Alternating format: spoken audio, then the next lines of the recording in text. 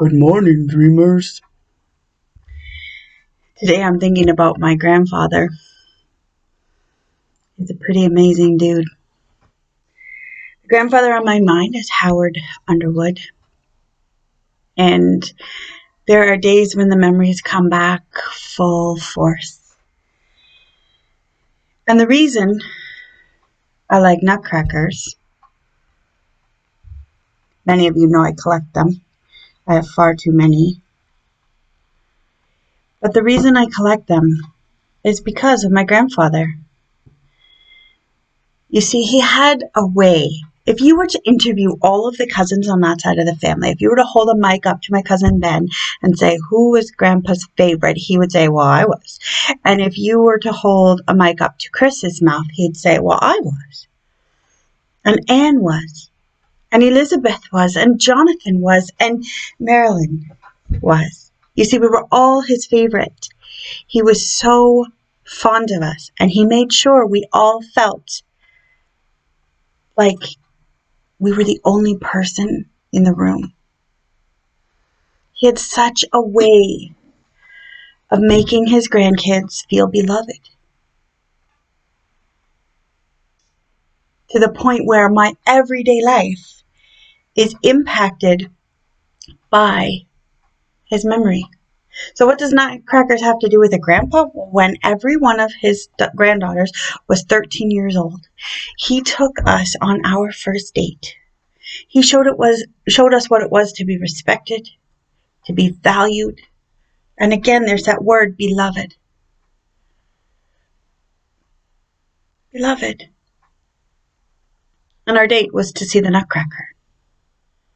You see, the Nutcracker is a metaphor for the greater and most important thing us as 13-year-olds needed. And that was to know we were loved beyond measure.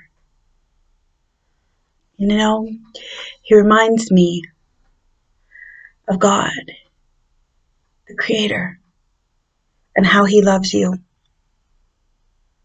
You are loved beyond measure. Nothing you have done or will do or are taking part in today will stop that love. And when you grasp how loved you are, all of those things that might be on the evil spectrum start to dissipate because you don't want to live in that way while experiencing his love for you. Because his love is a pure love. And all of a sudden the impurities aren't welcome because you're living who you've been meant to be, created by the Almighty God. Wow. And you can dream. You can dream again. Because you see, Abba, Creator, God is so fond of you, and you are his beloved. So whatever Friday holds for you, whatever it holds, it's okay.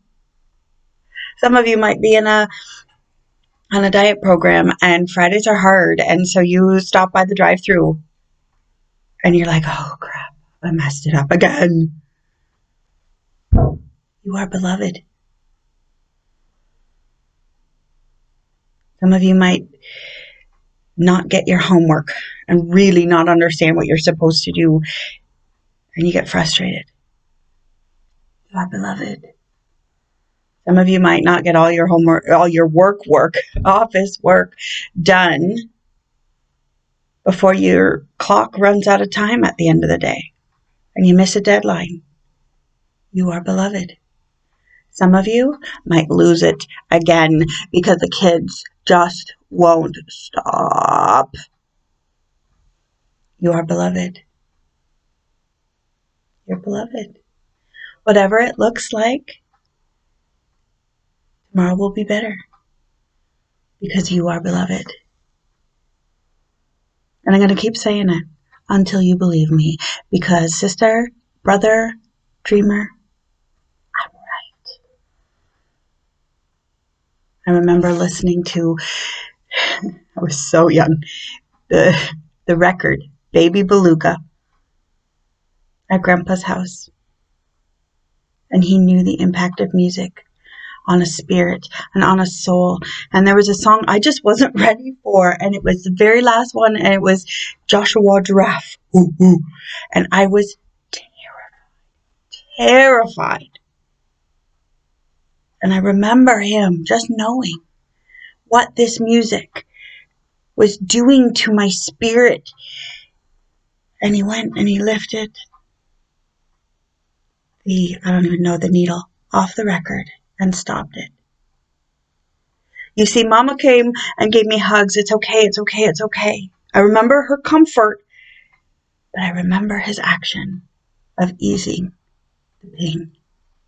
So, beloved, he's lifting the needle and he's shining some light through and making it possible so that Mama can come and hug and comfort you.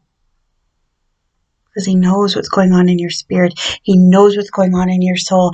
And you are beloved.